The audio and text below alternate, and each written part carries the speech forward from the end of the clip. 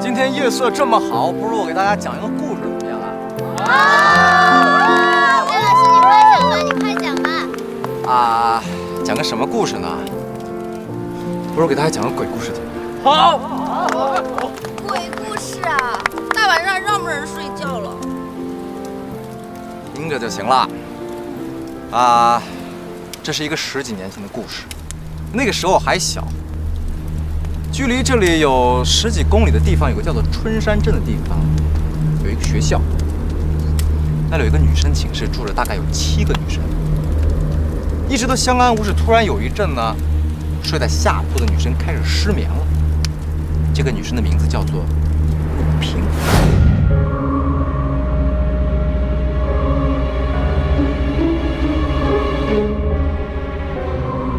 那一夜出奇的安静，静得让陆平可以听到自己的心跳。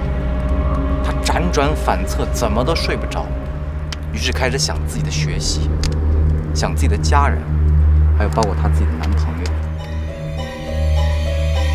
就在这个时候，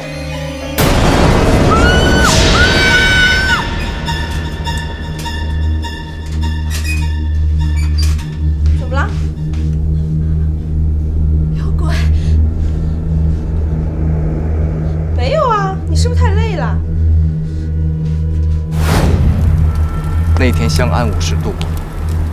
可是到了往后的几天呢，这个像石膏面的脏东西就缠上了陆平，而且每天都出现，每天都出现。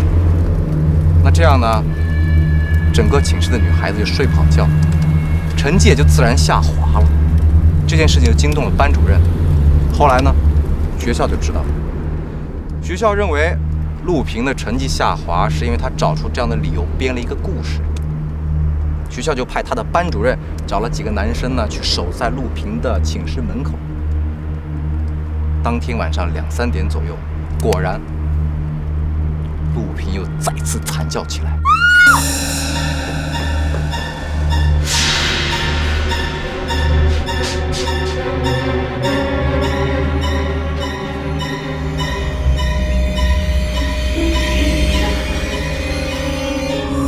警察就派来了人打捞，果然发现了一座男尸。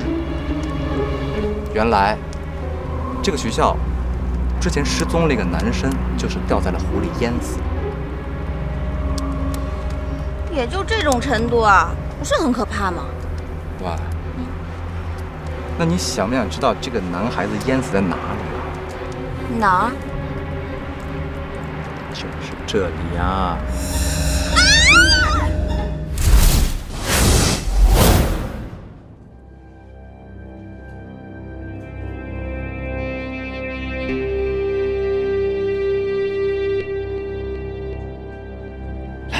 喝水，喝水。小柯，这件事很简单，你到底干不干？这么长时间了，好歹给个话吧，啊？不要，这事儿太大了，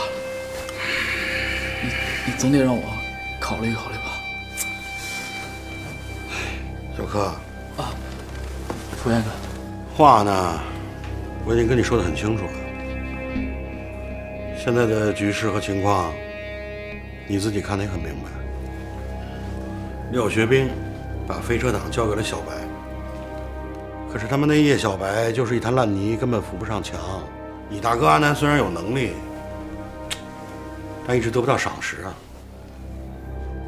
自己上不去就算了，还拉着你一起倒霉。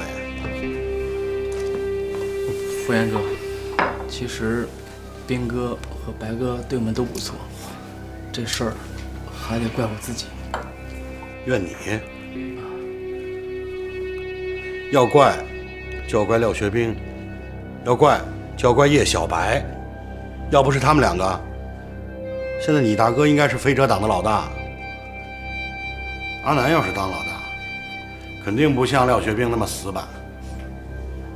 小柯，你想想，咱们两家要是联手，这一年得赚多少钱？副院哥，可是南哥他是不会碰赌的。嗯，你只要照我说的去做就行。啊，对，你欠的我那一笔赌资呢，我也可以一笔勾销，不然。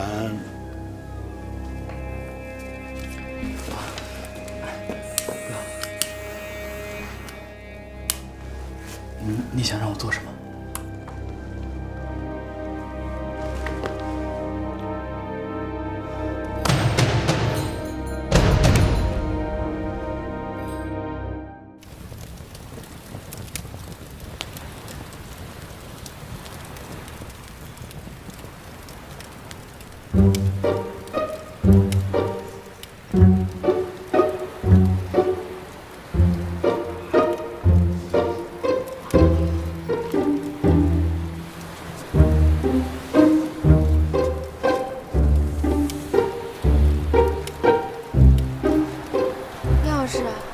这儿干嘛呀？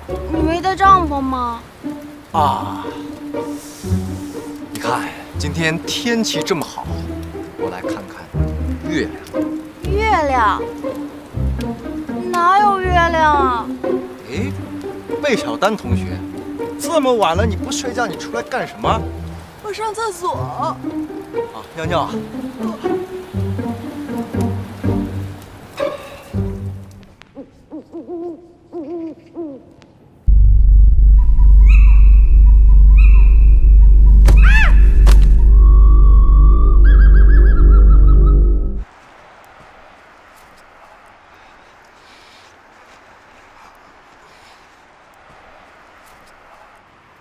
哎，廖老师，你还没睡啊？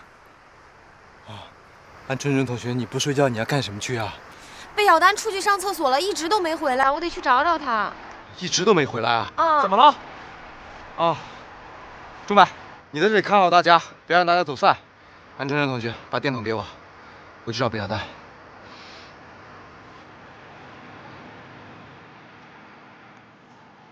小丹，魏小丹。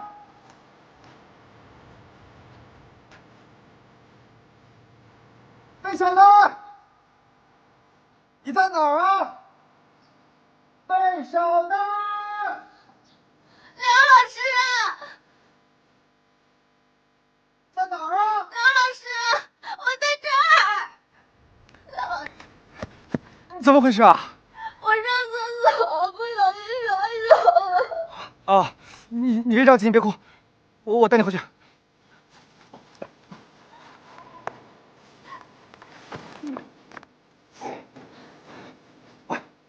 你还站得起来吗？